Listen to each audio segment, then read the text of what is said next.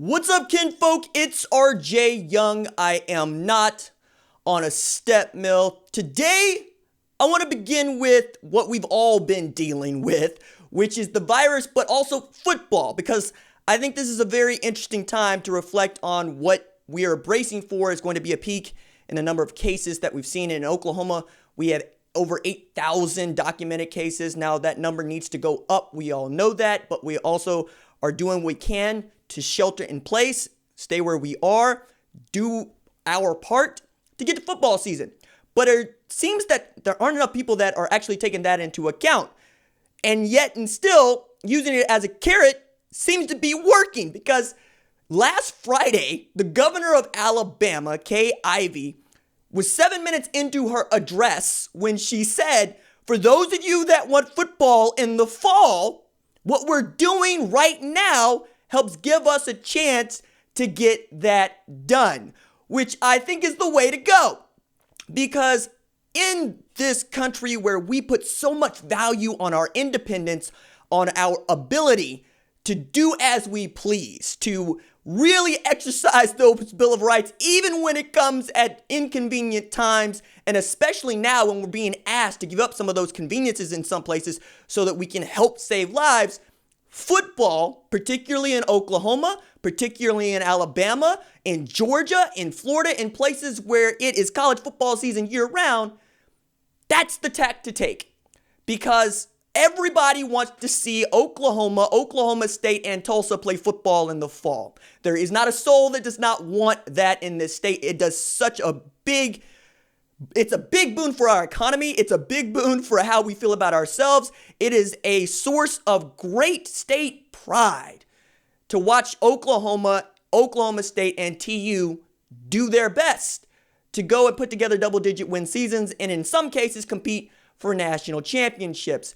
It's also an interesting time to watch how we are bargaining with each other about how this thing is going to happen 4 or 5 months from now, even the experts would tell us, yo, we don't really know. All we can say is that we are doing exactly what we should be doing, and we have to ride it out.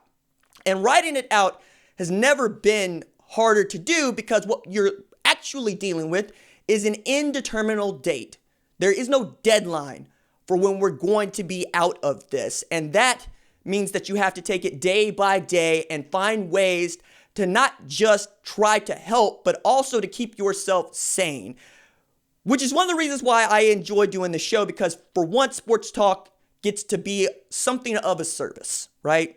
And in this era of gas bags and hot takes and ne'er-do-wells and salacious topics, right now is a good opportunity to remind you today would have been day of the national championship college basketball. And in lieu of being able to play the tournament, we've done simulations for how this tournament could go. And one of the things that I think 538 was touching on when it did these simulations that left people just going, this can't be true, is an upset of Eastern Tennessee over Michigan State, or seeing Oklahoma upset Gonzaga in a Sweet 16, which you can't say wouldn't have happened, because now we live in an age where a 16 has beaten a 1. So the impossible has been proven possible. And right now, as we are going toward this place where it's becoming something like impossible for us to really think about college football starting on time, I would argue we've done this before. We have overcome adversity before, and having this hope of what lies in front of us, of what charges us up, of what our birthright is, I think can help us toward the end. This April is going to be like unlike any other April that we've ever been a part of. And we're all going to have to hold hands and try as we might to get through it, thinking impossible is nothing. Reminding ourselves of the things that we love about sports to power us through this April. That Muhammad Ali did beat George Foreman in Zaire, right? That we did see Oklahoma come down from a 25-point deficit in Waco to beat a really outstanding Baylor team it had no business beating with its back against the wall. That you can have these great, dramatic, come-from-behind victories where they're seems to be little left for you to put your hopes on. And then passion, work ethic, want to, hustle, eat an elephant a spoonful at a time. Whatever coaching cliche you have to summon to get yourself through to tomorrow, to the next day, and the next, do that. We're going to be looking at this Jordan documentary, The Last Dance, here in just over, 13 days? Less than 2 weeks' time. And we're going to have all this Jordan content. And we're going to talk about that. And we're going to talk about what Major League Baseball might be doing. Or, we're going to talk about what soccer might be doing. How 2021 is just going to be this absolute avalanche of all things sport, of all things music, of all things that we love about entertainment. We're going to get back to making movies. We're going to get back to consuming movies in theaters. And we are going to hug everybody. Everybody gets a hug because we will have made it through.